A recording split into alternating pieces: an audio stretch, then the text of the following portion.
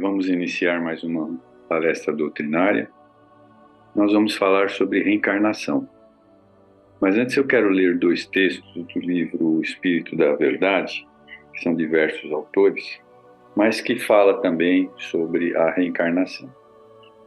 Antes, eu vou citar aqui do livro Libertação, do André Luiz, capítulo 1, que fala uma coisa muito interessante sobre a reencarnação.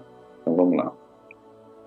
Olha, encerrados ainda na lei de retorno, ou seja, na reencarnação, temos efetuado multisseculares recapitulações, quer dizer, errado, multissecularmente, por milênios consecutivos. Expressando-nos coletivamente, sabemos hoje que o espírito humano lida com a razão há precisamente 40 mil anos, né? Então, vejam, 40 mil anos, imaginem quantas encarnações nós tivemos, né? E a gente vem errando quase que sempre. Bom, mas vamos ler aqui do Militão Pacheco essa questão que fala muito interessantemente sobre a reencarnação também. Chama O Espiritismo Pergunta. Meu irmão, não te permitas impressionar apenas com as alterações que convulsionam hoje todas as frentes de trabalho e descobrimentos na Terra. Olha para dentro de ti mesmo e mentaliza o futuro. O teu físico define a atualidade do teu corpo espiritual. Olha que interessante. O teu físico hoje mostra o que é o seu espírito. Já viveste, tanto nós mesmos, vidas incontáveis e trazes no bojo do espírito as conquistas alcançadas em longo percurso de experiências na ronda dos milênios. Tua mente já possui, nas criptas da memória, recursos enciclopédicos da cultura de todos os grandes centros do planeta. Teu perispírito já se revestiu com porções da matéria de todos os continentes. Tuas irritações e irradiações, através das roupas que te serviram, já marcaram todos os salões da aristocracia e todos os círculos de penúria do plano terrestre. Quer dizer, então já tivemos roupas boas e roupas muito ruins. Tua figura já integrou os quadros do poder e da subalternidade em todas as nações. Tuas energias genésicas e afetivas já plasmaram corpos na configuração morfológica de todas as raças. Teus sentidos já foram arrebatados ao torvelínio de todas as diversões. Tua voz já expressou o bem e o mal em todos os idiomas. Teu coração já pulsou ao ritmo de todas as paixões. Teus olhos já se deslumbraram diante de todos os espetáculos conhecidos, das trevas do terrível à magnificência do belo. Teus ouvidos já registraram todos os tipos de sons e linguagens existentes no mundo. Teus pulmões já respiraram o ar de todos os climas. Teu paladar já se banqueteou abusivamente nos acepipes de todos os povos.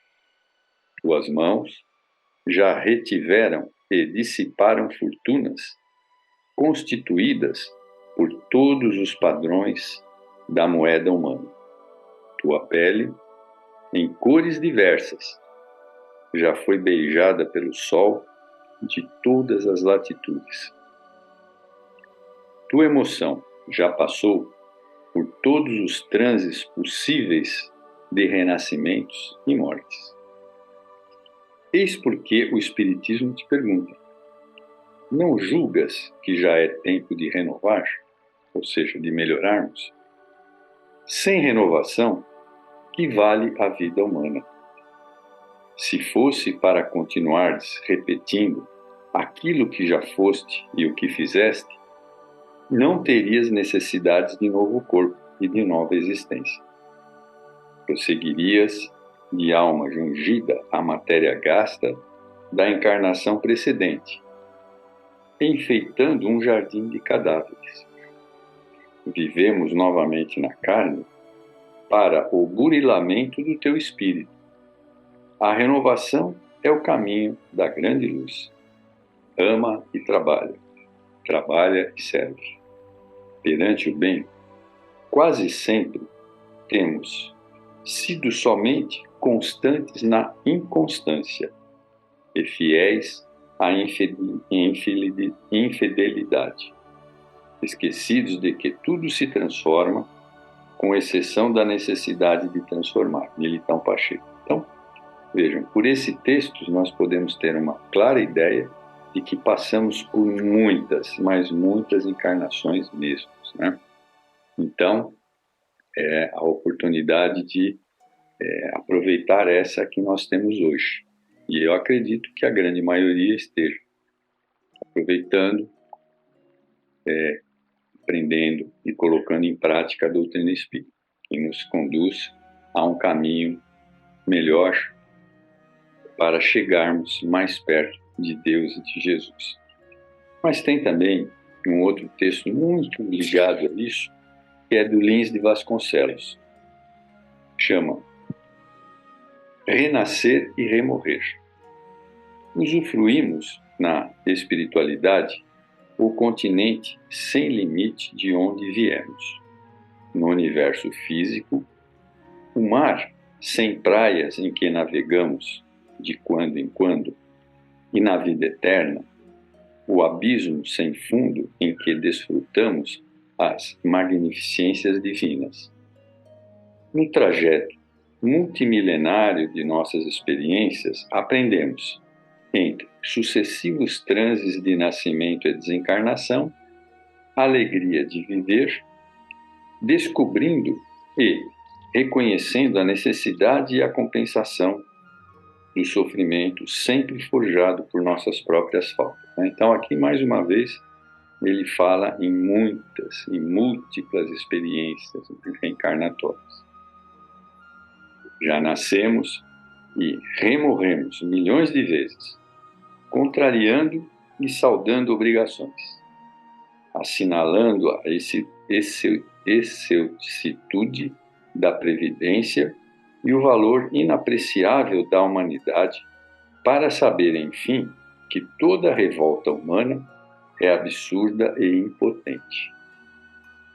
Se as lutas do burilamento moral não têm unidade de medida, a ação do amor é infinita na solução de todos os problemas e na medicação de todas as dores, né? Ou seja, o amor é o que nos leva a melhorarmos. Tolera com paciência as inevitáveis, mas breves provas de agora, para que te rejubiles depois. Nos compromissos espirituais, todos encontramos solvibilidade através do esforço próprio. Aproveitamos a bênção da dor na amortização dos débitos seculares que nos ferreteiam as almas, perseverando resignadamente no posto de sentinelas do bem, até que o Senhor mande render-nos com a transformação pela morte, né? Então, de novo, fala de débitos seculares. Sempre trazemos dívidas de lágrimas uns para com os outros.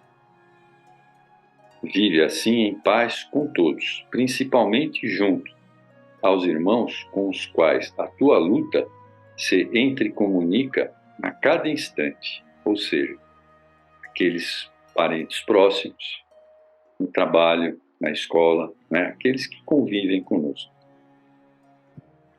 Legando por testamento e fortuna atos de amor e exemplos de fé, no fortalecimento dos espíritos de amigo e descendentes.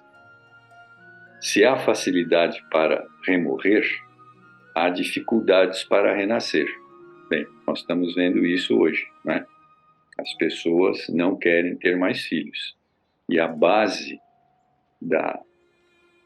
do nosso crescimento como espírito aqui na Terra foi determinado através da reencarnação, ou seja, trazer filhos para o mundo, que são os espíritos que estão no plano espiritual, né? Então, veja, há facilidade para remorrer, ou seja, morrer é muito fácil, mas há dificuldade para renascer.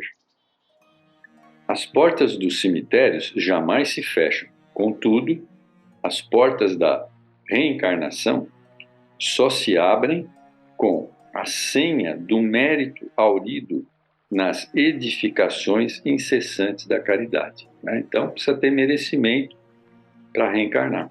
Até isso nós precisamos pensar. As dores iguais criam os ideais semelhantes. Auxiliemo-nos mutuamente. O Evangelho, o livro Luz da Evolução, é o nosso apoio.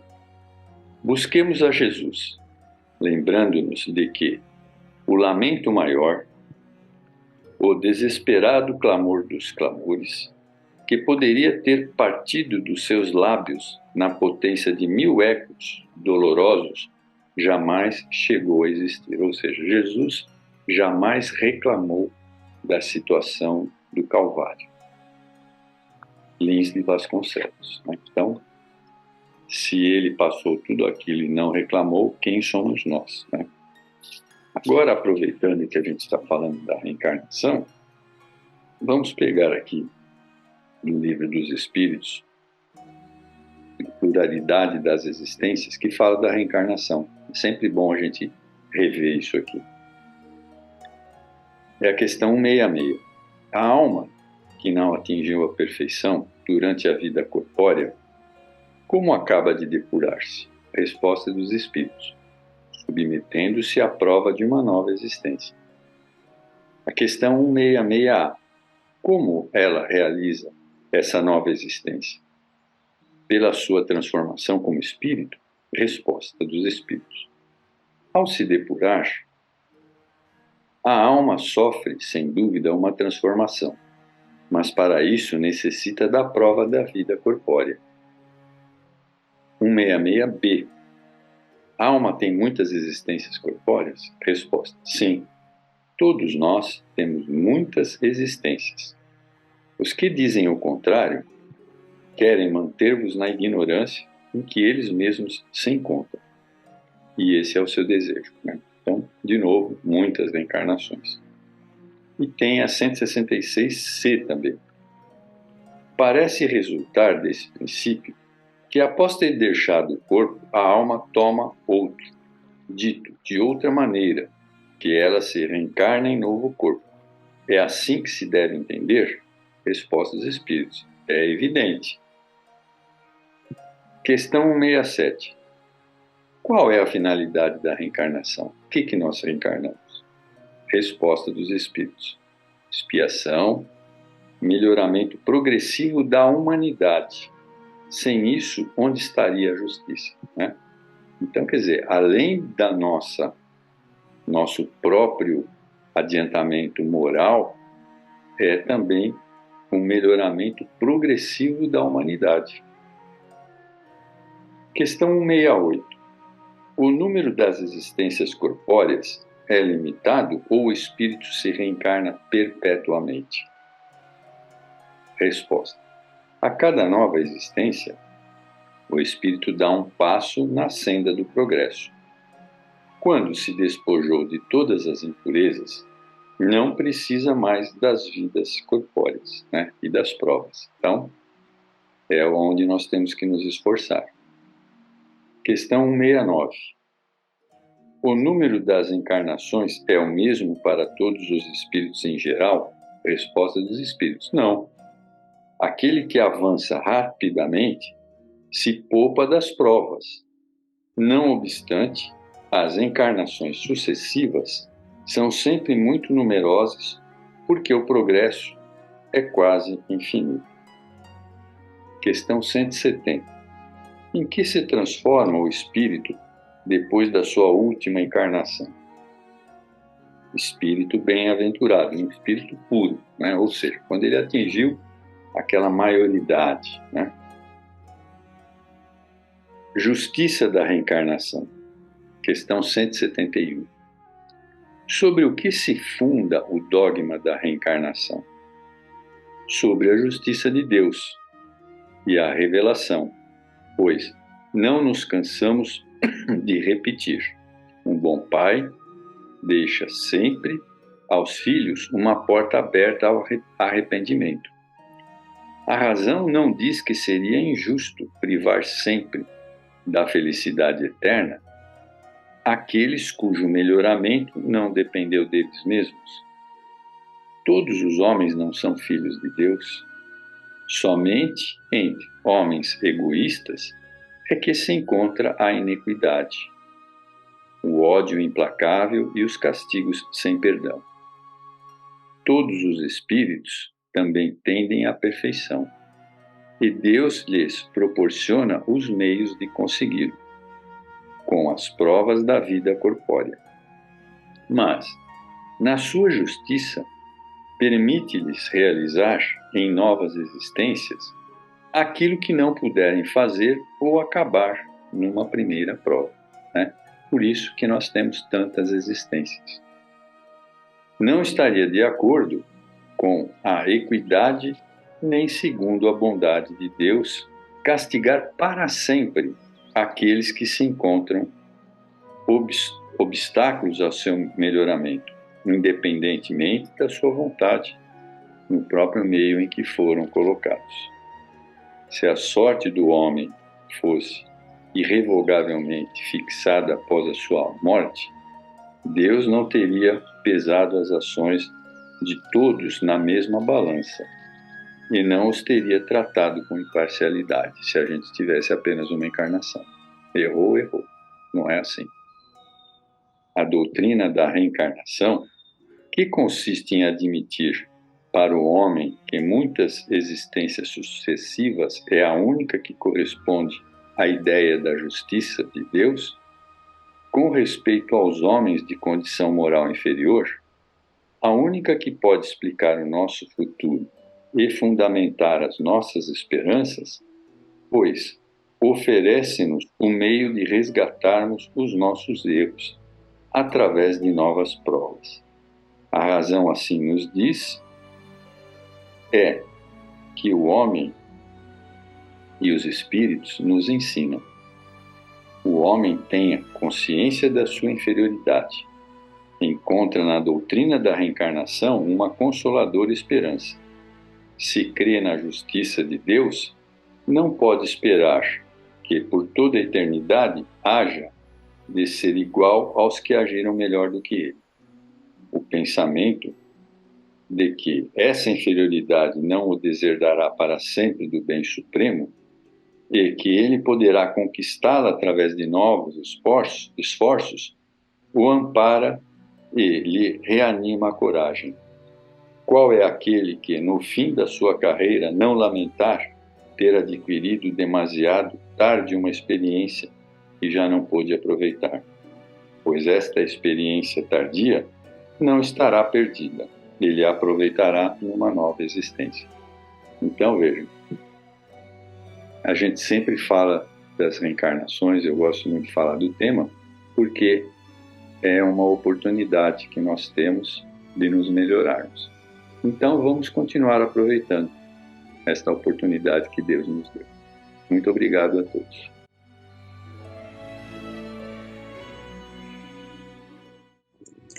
Saudação a todos que nos ouvem. Mais uma vez, aqui estamos para a nossa palestra desta semana. E hoje vamos ler um capítulo do livro O Céu e o Inferno, por Allan Kardec. Na primeira parte, capítulo 7, nós encontramos colocações sobre o Código Penal da vida futura, resumido em alguns pontos. A doutrina espírita, no que respeita às penas futuras, não se baseia em teoria pré-concebida, mas em tudo se apoia nas observações, que lhe dão plena autoridade.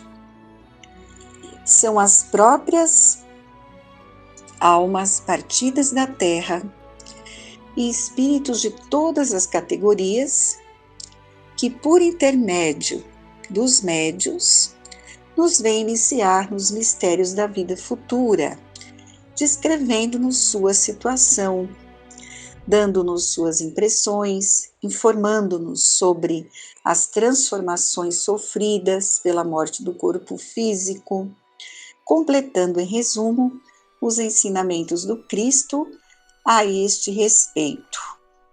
Então, todas as informações que nós temos nos chegaram desde Kardec até hoje através das comunicações de espíritos que viveram aqui na Terra e, ao retornarem, nos transmitiram todas as sensações, tudo o que aconteceu, o que acontece no plano espiritual. Então, a doutrina espírita ela é rica em todas essas informações. A literatura espírita é muito grande. Encontramos comunicações de muitos espíritos.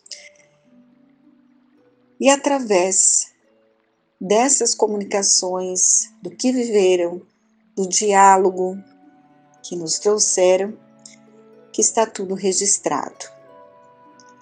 Então, o Espiritismo, no que respeita ao futuro da alma,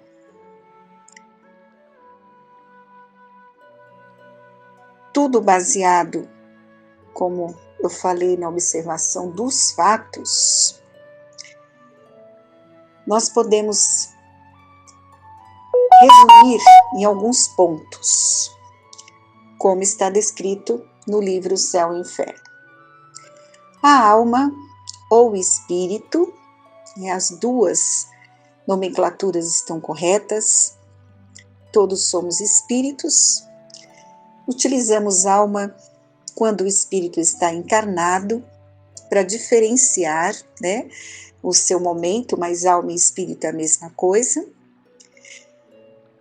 Então, o espírito sofre na vida espiritual as consequências de todas as imperfeições que não conseguiu corrigir na vida corporal. O seu estado, feliz ou desgraçado, é inerente ao seu grau de pureza ou impureza. Então, a morte não modifica ninguém. Quando cessa a vida do corpo físico, a alma continua sua vida, sua caminhada e continua a ser o que era. Então, ela leva consigo as suas conquistas e as suas imperfeições, suas viciações. Então, ela continua a ser o que era. A completa felicidade prende-se à perfeição, isto é, a purificação completa do espírito. Toda imperfeição é, por sua vez, causa de sofrimento e privação do gozo, do mesmo modo que toda perfeição adquirida é fonte de gozo e atenuante de sofrimento. Então, já sabemos que somos espíritos eternos em evolução. Então, a verdadeira felicidade está relacionada ao combate das nossas imperfeições. Buscamos nos tornarmos pessoas melhores, e é isso que nos traz paz, conforto, serenidade. Então, aqueles que estão se esforçando por ser uma pessoa melhor estão no caminho certo. Escolhendo o caminho do bem, da perfeição, evitamos muitos sofrimentos no presente e no futuro. Então, tudo vai depender da minha conduta, dos meus pensamentos, das minhas atitudes, do esforço que eu estou fazendo para me tornar uma pessoa melhor. Terceiro item: não há uma única imperfeição da alma que importe em funestas e inevitáveis consequências, como não há uma só qualidade boa que não seja fonte de um gozo. Então, tudo o que acontece, né? Lembremos daquele ensinamento: não cai um fio de cabelo sem que Deus o saiba. Então, as nossas imperfeições, infelizmente, nossos atos e atitudes, né, infelizes, trazem consequências que vamos ter que corrigir, se não no presente e no futuro. Então, evitar situações que nos tragam mais dificuldades, né? Escolher o caminho certo, combater imperfeições, evitar problemas é o caminho inteligente para todos nós. Já somos almas milenares, já erramos muito, temos muito a resgatar, a corrigir, passar por provas, por expiações, então a gente tem que evitar criar mais situações que vão nos trazer sofrimento no futuro. É a tão estudada e conhecida na doutrina espírita a lei de causa e efeito, ação e reação. Quarto item: em virtude da lei do progresso, que dá a toda a alma a possibilidade de adquirir o bem que lhe é falta, como de despojar-se do que tem de mal, conforme o esforço e vontade próprios, temos que o futuro é franco para todas as criaturas. Né? Então, o progresso está, né, em nós adquirirmos o bem e ir nos desvencilhando, como ele fala aqui, de todo o mal que existe em nós ainda. Né? Porque tudo vai ter um retorno.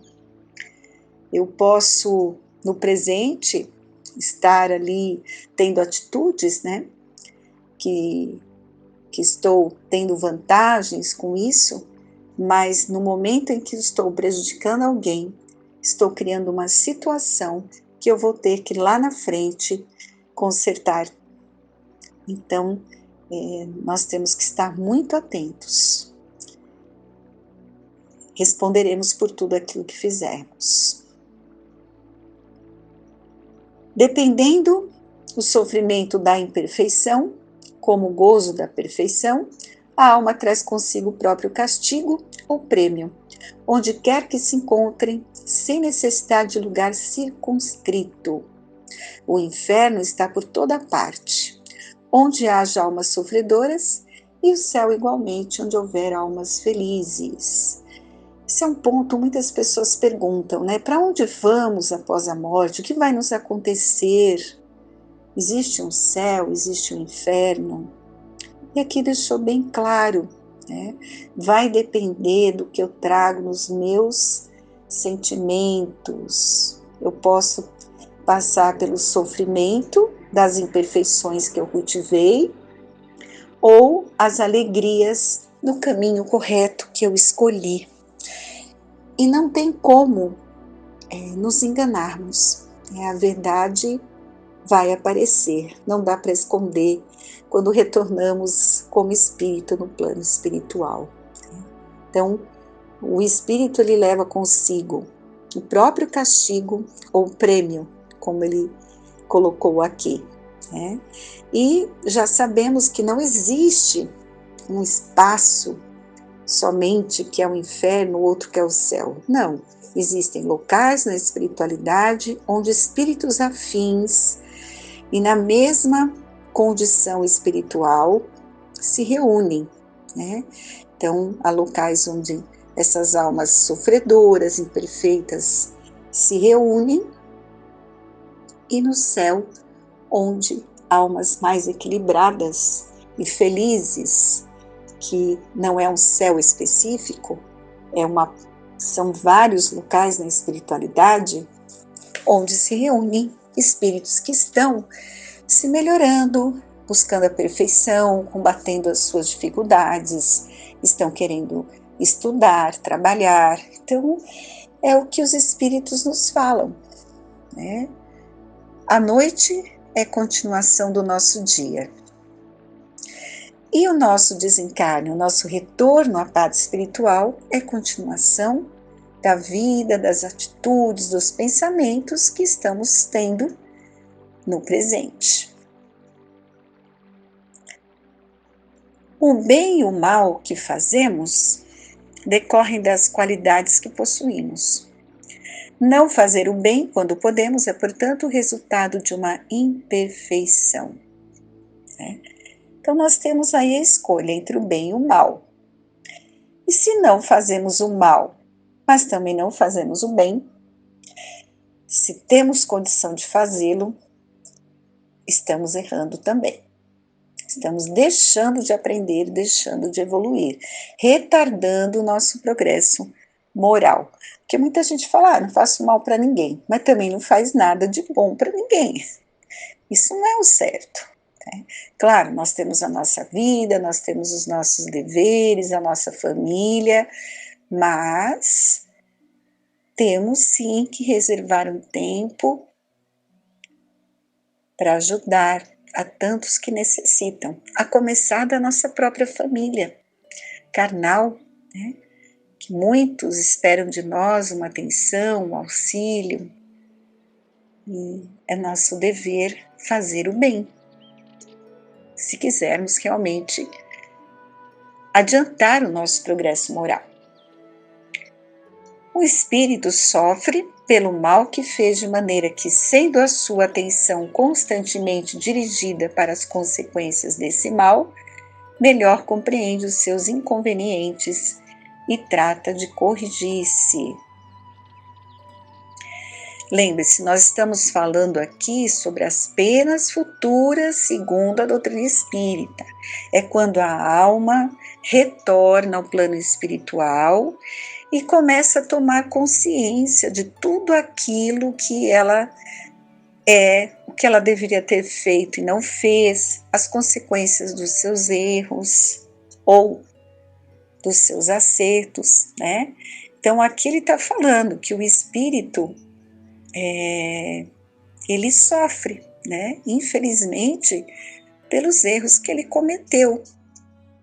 Ele vai ter mais uma noção clara das consequências e também uma visão mais ampla de que ele deve buscar a conscientização, buscar o arrependimento e pedir ajuda para corrigir os seus erros. Então, nesse retorno à pátria espiritual, depois de uma fase ali de sofrimento, ele tem uma noção de que o caminho é reencarnar e buscar corrigir tudo aquilo que ele fez de errado.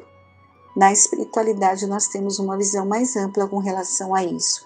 E por isso que pedimos para reencarnar em determinadas situações com algumas pessoas, tendo doenças, tendo problemas de ordem material, porque tudo isso é um aprendizado, são resgates de erros cometidos no passado.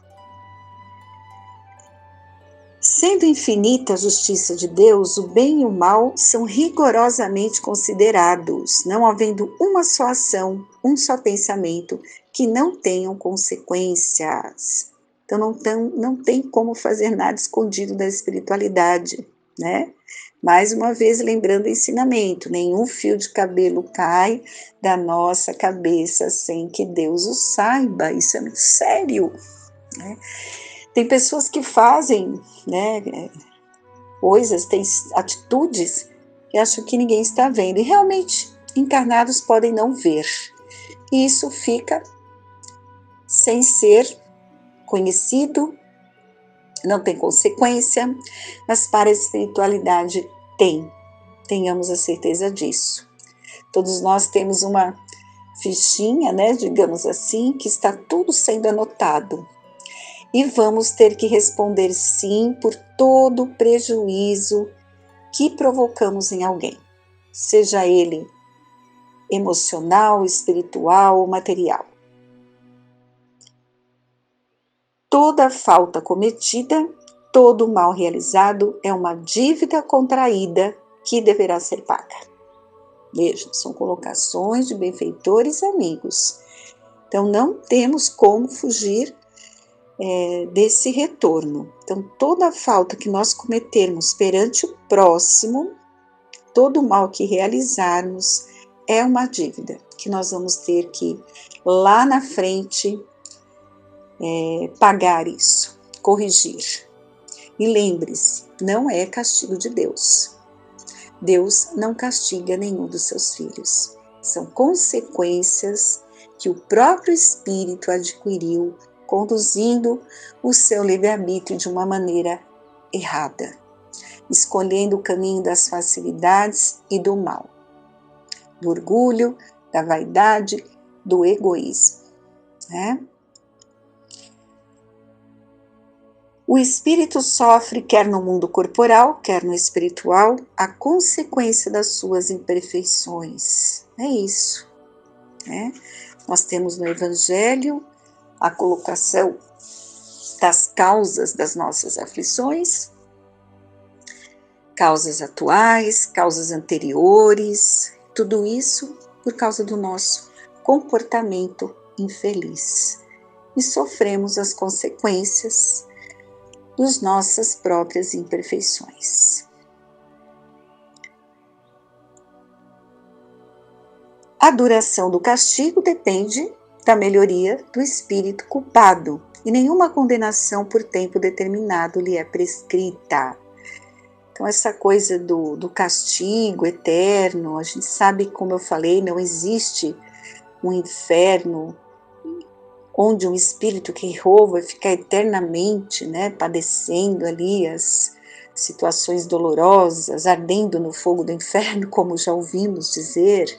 Não, o espírito errou, retorna numa condição desequilibrada, difícil, mas nenhuma condenação é eterna. Vai chegar um momento em que ele vai buscar ajuda, ele vai ser auxiliado, ele vai despertar para a sua caminhada evolutiva, vai pedir ajuda, vai pedir oportunidade, e Deus, que é nosso Pai, soberanamente justo e bom, compreende as nossas imperfeições, nos ama, nos dará uma oportunidade, né? Então não podemos generalizar a duração de um castigo, se aquele espírito vai ficar muito tempo ou não em sofrimento, porque isso tudo vai depender muito da melhoria do espírito.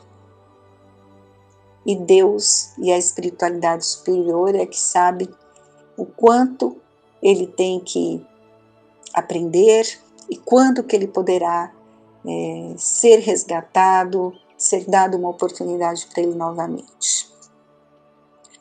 Dependendo da melhoria do espírito, a duração do castigo, o culpado que jamais melhorasse sofreria sempre, e para ele a pena seria eterna, né? Então nós sabemos que algumas religiões colocam isso, que aquele que errou, um assassino, um suicida, seria ali eternamente condenado. Isso não é verdade, já sabemos disso. Sofrem sim as consequências dos erros cometidos, mas no momento certo, Deus os conduzirá novamente ao caminho da evolução. O arrependimento é o primeiro passo para a regeneração, mas não basta só o arrependimento, né?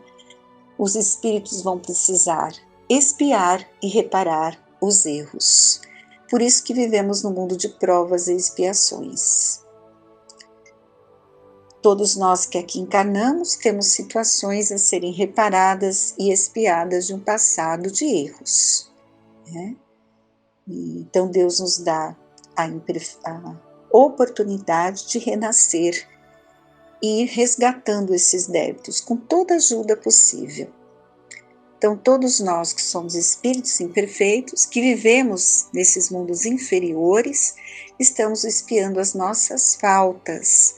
Mas à proporção que nos purificarmos, nós vamos conquistando condição, merecimento de encarnar em mundos mais elevados.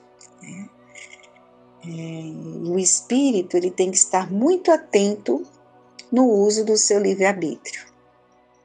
Por quê? Dependendo de como está conduzindo as suas escolhas, pode obstinar-se no mal e retardar o próprio progresso. E quaisquer que sejam a inferioridade e perversidade dos espíritos, Deus jamais nos abandona. Tenhamos a certeza disso. Nós vamos ler até o item 20º, o 20º item. Nós temos mais 15, se não me engano, 13 ou 15. Continuaremos na semana que vem. Mas é muito importante conhecer essa questão, Porque sabemos, temos um tempo determinado de vida aqui na Terra, não sabemos até quando, e dependendo de como estamos conduzindo o nosso presente, acontecerá um futuro. O futuro é a nossa verdadeira vida, nosso retorno à pátria espiritual. E como eu disse no começo, continuaremos a ser o que estamos cultivando hoje. Então, é importante saber que o desencarne, ou como chamam a morte, não muda ninguém. Não nos tornamos anjos após o desencarne, do corpo físico, o nosso retorno, continuaremos a ser o que somos. Então, aproveitemos enquanto estamos aqui, enquanto temos essa luz da doutrina para nos aclarar a visão e acordarmos, despertarmos, fazermos as escolhas certas. Sempre há tempo de consertar as coisas, Sempre. Podemos estar numa idade avançada, mas se eu me determinar a mudar nesse momento, vai valer a pena. Que Deus abençoe a todos que nos ouvem. Muita gratidão pela oportunidade de estarmos estudando ensinamentos tão valiosos. E que a paz do Mestre Jesus esteja em todos os lares, em todos os corações que nos ouvem nesta noite. Tenha uma boa semana e que Deus esteja em cada coração. Que assim seja.